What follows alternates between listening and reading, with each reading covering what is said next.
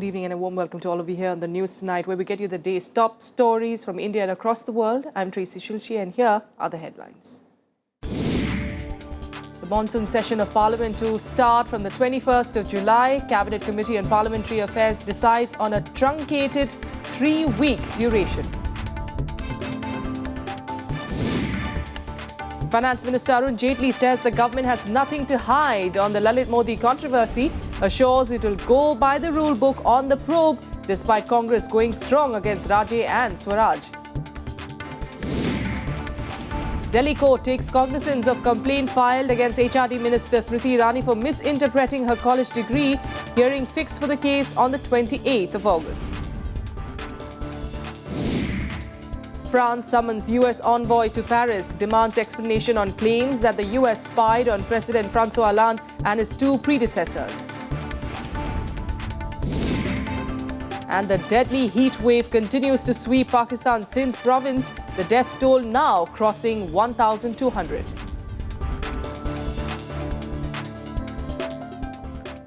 The top focus this evening, the monsoon session of Parliament is all set to begin from the 21st of July. The Cabinet Committee on Parliamentary Affairs has apparently recommended the dates, but the session is likely to be a 3-week affair. The government is keen to push through key reforms in this session, despite opposition threatening to protest over a number of issues.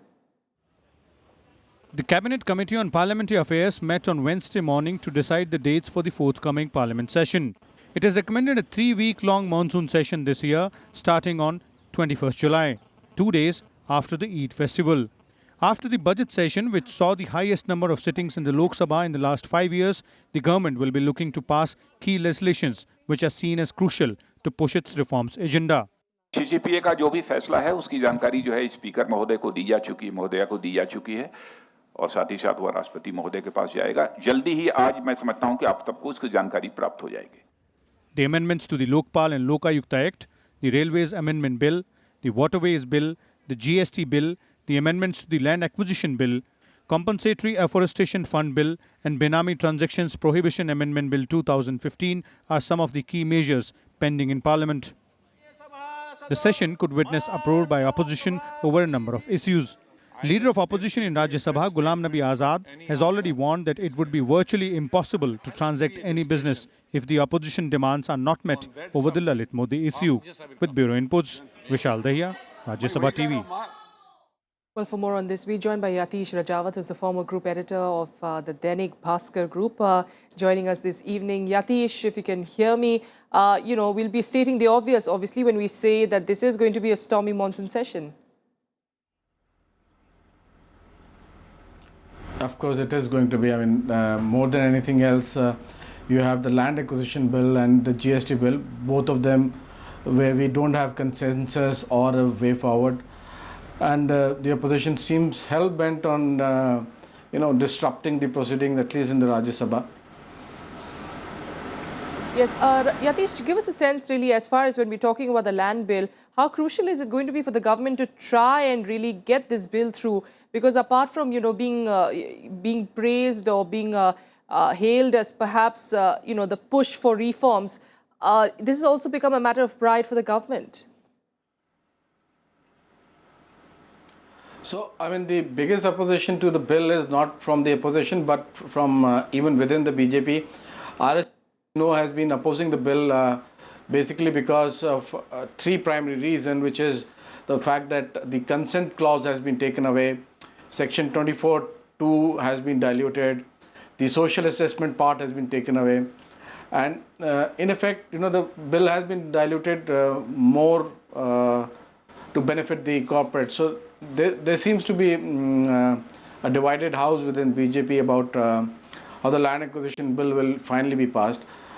If they don't address the RSS issues before the session comes into being, then I think we might see a further uproar closer to the 2nd or 3rd week of July from RSS. And this being a 3-week affair that we'll be seeing monsoon session, there's the other crucial bill of GST as well. How is the government going to handle all this, especially with the opposition already gunning for Sushma Swaraj and Vasundhara Raje anyway in another issue altogether? So, I mean, the GST bill is actually a much more complicated affair than, and I don't think it will be passed in this particular session because it needs approval from the states, and that itself is a process in the sense that the legislative assemblies in the state have to clear it, and 75% of the legislative assembly has to vote for this bill within their own session. So that's not the priority area, I think, for passing the GST as such.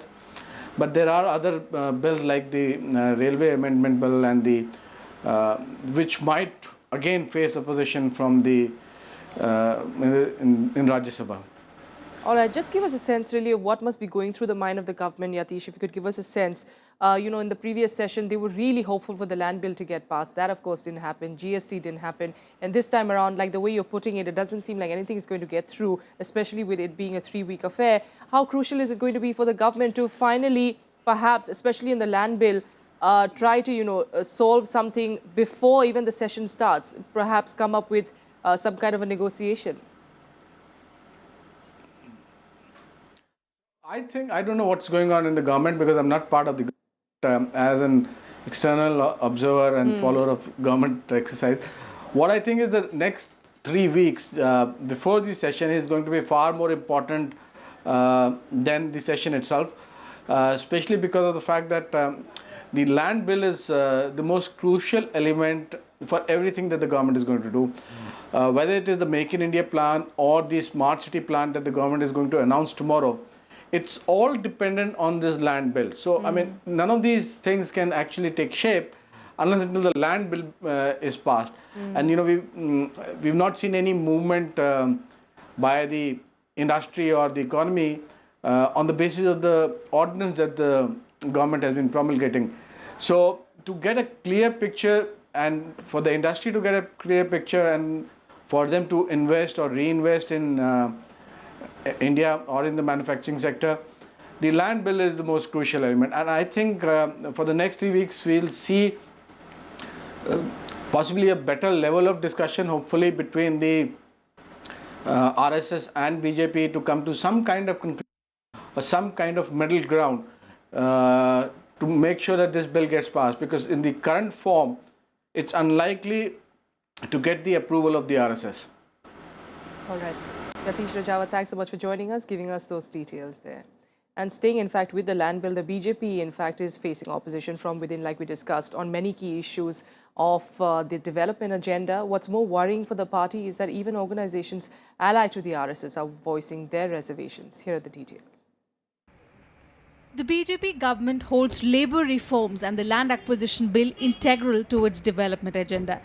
But on both counts, it's facing stiff opposition. While shortfall in numbers is of course proving to be a huge stumbling block in the Rajya Sabha, dissenting allies like the Bharatiya Kisan Sangh and the Bharatiya Mazdoor Sangh are a bigger problem. बाद में जो संशोधन आया है अभी वो उसके बारे में काफ़ी कन्फ्यूजन है, जिसको कोई विसंगति पता नहीं लगता है। जैसे रूरल इंफ्रास्ट्रक्चर के बारे में बात हो रहा है, रूरल इंफ्रास्ट्रक्चर क्या क्या है किसान को ये पता होना चाहिए। जैसे सरकार की ओर से बोला भी गया है, अलग अलग फोरम पर बोला गया है कि ये हमने किसी भी प्राइवेट कंपनी के लिए भू अधिग्रहण नहीं करेंगे। ये उसमें अमेंडमेंट में है या नहीं है, ये हम लोगों को पता नहीं है। On the land acquisition bill, the opposition is over the consent clause, the assessment of social impact and rules governing industrial corridors. Besides political parties, various farmers' organizations are protesting against the changes in the 2013 land acquisition bill. कुछ किसान के खिलाफ होगा तो हम भी उसमें खिलाफ फिर आवाज़ बुलंद करेंगे, मगर उसको जल्दी से पार्लियामेंट के मेरा पार्लियामेंट को भी मैं विनती करता हूँ किसान संघ की ओर से इसको पार करते हुए इसको तुरंत लागू करें। It's the same situation for the government on labour laws as well. But even on these, it's not only being opposed by other trade unions, but also its own ally, the Bharatiya Mazdoor Sangh. With Shyam Sundar, Bureau Inputs, Rajya Sabha TV. And all reforms and bills could take a backseat this upcoming sessions, though, with the Congress going strong on the Lalit Modi controversy, which involves BJP leaders Sushma Swaraj and Vasundhara Raje. But Finance Minister Arun Jaitley today insisted the government has nothing to hide and assured a proper probe into the controversy. Even as the Lalit Modi controversy continues to make headlines in India, Finance Minister Arun Jaitley defended the government in the United States. In an interview to PTI, he said the government had done nothing wrong, while assuring that absolute standards of probity will be maintained in the probe into the charges. Lalit Modi के साथ किसके संबंध थे, ललित मोदी के साथ किसके photo है, ललित मोदी किसके साथ बैठा है, देखिए उससे भी बहुत बड़े इशू देश में है. The opposition, however, continued its attack on the BJP on a day when the media reports featured emails released by Lalit Modi. The emails reportedly show his dealings with various political leaders. Congress also released a document signed by BJP leader Vasundhara Raje backing the immigration appeal of Lalit Modi. That a former chief minister can tell the UK government, please allow a ED absconder, please allow a lawbreaker to stay in your country. This is absolutely indefensible. Lalit Modi is the personification of black money, strongly indicates about nepotism. And it is important that the government, without wasting any time, should go for a quick investigation, time-bound investigation. Lalit Modi went to London in 2010 after the Indian Premier League got embroiled in allegations of match fixing and illegal betting. Dushyant Singh, Vasundhara Raje's son, has also been under attack over reports that his company received 11.63 crore rupees in investments from Modi in 2008. Lalit Modi Bharatiya Janata party और NDA सरकार के बहुत करीबी हैं और इसीलिए उनके बचाव में सब उतरे हैं और हम तो ये कहते हैं कि यहाँ आए, हिंदुस्तान में आए और ईडी के सामने अपना बयान दें और जो भी आरोप लगे हैं उसकी खुली जांच हो, जांच होने के बाद जो दोषी पाया जाए उनके खिलाफ कार्रवाई की जाए. Congress has accused Jaitley of doing a clear-cut cover-up on the entire issue and of influencing the Enforcement Directorate probe in Dushyant Singh and Modi's case. The party has also demanded the resignations of Rajasthan Chief Minister Vasundhara Raje and External Affairs Minister Sushma Swaraj for allegedly helping former IPL Commissioner Lalit Modi procure travel documents in the United Kingdom. Bureau Report, Rajya Sabha TV. Meanwhile, in more trouble for the BJP, a Delhi court has taken cognizance of a complaint filed against HRD Minister Smriti Irani for allegedly misrepresenting facts about her educational qualifications in poll affidavits. The court said the complaint is maintainable, which means it will now examine its validity when the hearing begins on the 28th of August. However, the complaint has sparked a war of words between the BJP and opposition parties on whether she should step down first. A Delhi court has admitted a complaint against HRD Minister Smriti Irani for misrepresenting her qualifications in poll affidavits. The complaint says that she made contradictory claims about her education in documents filed with the Election Commission. Questions have been raised over different details furnished about her bachelor's degree. उनको court examine करेगी, उनसे कुछ सवाल पूछेगी और based on the conclusion which court arrives on next date उस पर फिर कोर्ट अक्यूज्ड को समन्स करेगी. इलेक्शन के एफिडेविट के बारे में केस डाला है, उसमें कोर्ट ने कहा है कि अगर आपको लगता है कि कुछ गलत है तो आप एविडेंस लीड करिए और एविडेंस के लिए कोर्ट ने 28 अगस्त की डेट दी है जिसमें कंप्लेनेंट अपना प्रूफ लेके आएगा कि उसमें उसको क्या लगा कि उसमें गलत है. The case has triggered political debate whether the minister should step down to allow a thorough probe. Opposition parties, especially Aam Aadmi Party, were quick to refer to Delhi's former law minister Jitendra Tomar's case and demand action by the government.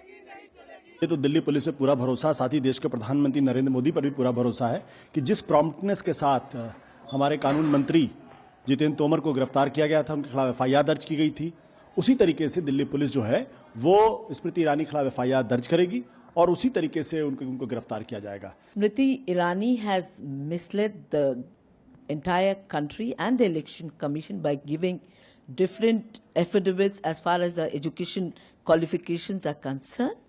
She should immediately step down from her position and a criminal FIR should be launched against her. नए इसमें मंत्रियों के त्यागपत्र नहीं होते हैं भैया, वो यूपीए गवर्नमेंट नहीं है, एनडीए गवर्नमेंट है. The petition seeks Irani to be prosecuted for an offence under Section 25 of the People's Representation Act. If convicted for the offence by the court, Irani can be sentenced to up to 6 months of imprisonment. With Ravindra Shoran, Vishal Daya, Rajya Sabha TV, Delhi. In other news, the cabinet has approved to set up a memorial in memory of socialist leader Jayaprakash Narayan in Bihar. The cabinet's decision comes on the eve of the 40th anniversary of proclamation of emergency. It also gave approval of 6 IIMs in which the first intake of students will start from this academic year itself. The measures were announced by the finance minister in his budget speech. The cabinet also termed the International Yoga Day celebrations, in which 192 countries took part, as a grand success. आज cabinet ने एक और निर्णय किया है। वित्त मंत्री अरुण जेटली के जो बजट भाषण में 6 आईआईएम खोलने की बात आई थी, आज कैबिनेट ने उसको अपनी सहमति दे दी है। And these 6 IIMs are going to be located in Visakhapatnam Andhra Pradesh, Bodhgaya Bihar, Sirmaur Himachal Pradesh, Nagpur Maharashtra, Sambalpur Orissa and Amritsar Punjab. और इनका सेशन 2015-16 से हम शुरू करने जा रहे हैं। यह फैसला किया गया कि लोकनायक जयप्रकाश नारायण जी के नाम पर एक नेशनल मेमोरियल बनाया जाएगा। वहीं पर छपरा जिले में सिताबदियारा नामक स्थान पर लाला का टोला, जहां पर उनका जन्म हुआ था, वहीं पर बनेगा। और केवल नेशनल मेमोरियल ही नहीं बल्कि नेशनल म्यूजियम भी होगा। And up next, the Indian Navy carries out yet another daredevil rescue operation in Mumbai. We'll get you details of that ahead.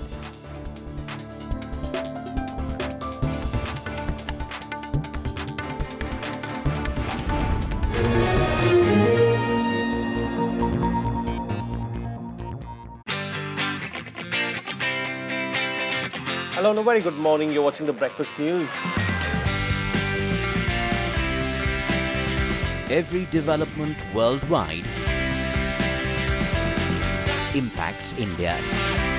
What happened overnight matters. Wake up to a complete roundup of world news. Keen analysis to kickstart your day. Watch Breakfast News, weekdays at 8 a.m.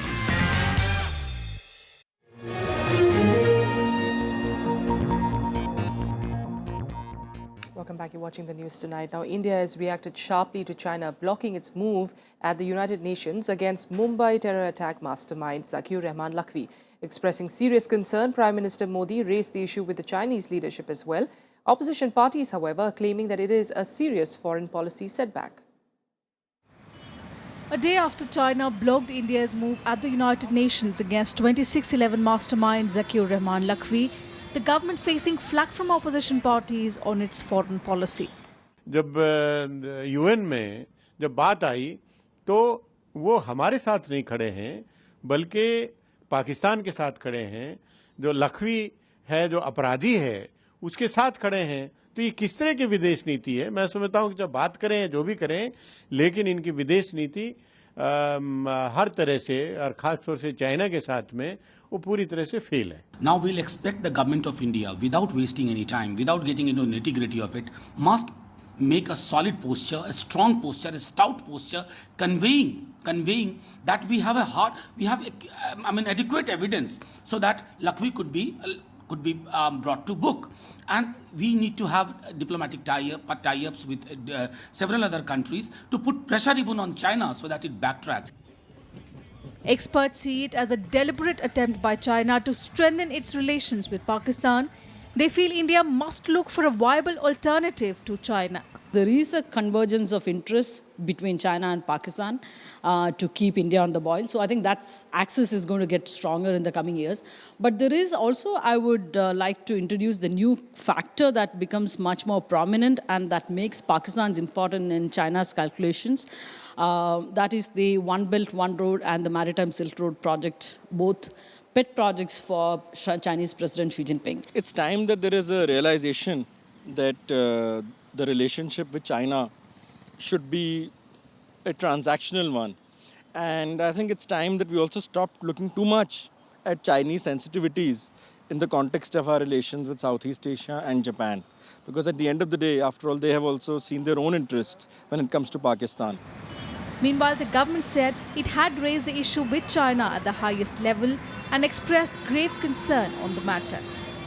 With Akhilesh Suman, Bureau Inputs, Rajya Sabha TV. And now for more updates from across the country, here's Nationwide. The three MLAs of the opposition BJP were marshalled out of the Delhi Assembly today after they rushed into the well of the House, shouting slogans demanding the implementation of the 4th Delhi Finance Commission's recommendations. The House continued with the budget proceedings, though, after their eviction.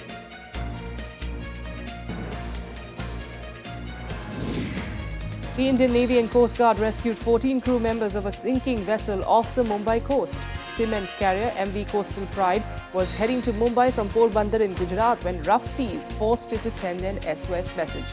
The Navy dispatched a Sea King helicopter and the Coast Guard dispatched 2 Chetak helicopters for the rescue. The Palamu Express derailed after suspected Maoists blew up the rail tracks between Barbadi and Chipadohar stations in Latehar district of Jharkhand. The engine and 3 coaches of the train jumped off the rails after the blast. No casualties or injuries were reported. BJP MP Dilip Singh Bhuria, a member of the Lok Sabha from Ratlam Jhabua district, passed away today at a Gurgaon hospital after a brief illness. The tribal leader was 71 years old. Prime Minister Narendra Modi condoled his death, saying the party had lost a veteran political leader who had done immense work for tribal communities. And now international news. And Pakistan is experiencing record-breaking heat wave since last Friday, which has so far claimed around 1,200 lives. The financial capital, Karachi, is the worst hit as all major hospitals in the city struggle to cope with the unprecedented influx of patients seeking treatment for heat stroke-related illness. Death toll in Karachi alone has reached 1,000, with more than 200 people reported dead in other parts of the province. The government has declared a heat wave emergency, cancelling leaves of medical staff. The Pakistan Army and paramilitary rangers have also set up special centres for treatment of heat stroke victims and is supplying medicines to government-run hospitals. In fact, paramilitary forces have also set up 10 relief centres across Karachi, distributing water and salt tablets. Meanwhile, France has summoned the US envoy in Paris over claims that the US spied on President François Hollande and his 2 predecessors. Whistleblower website WikiLeaks claimed that the NSA spied on Hollande, Nicolas Sarkozy and Jacques Chirac between 2006 and 2012. France has also called for a high-level meeting to discuss the matter.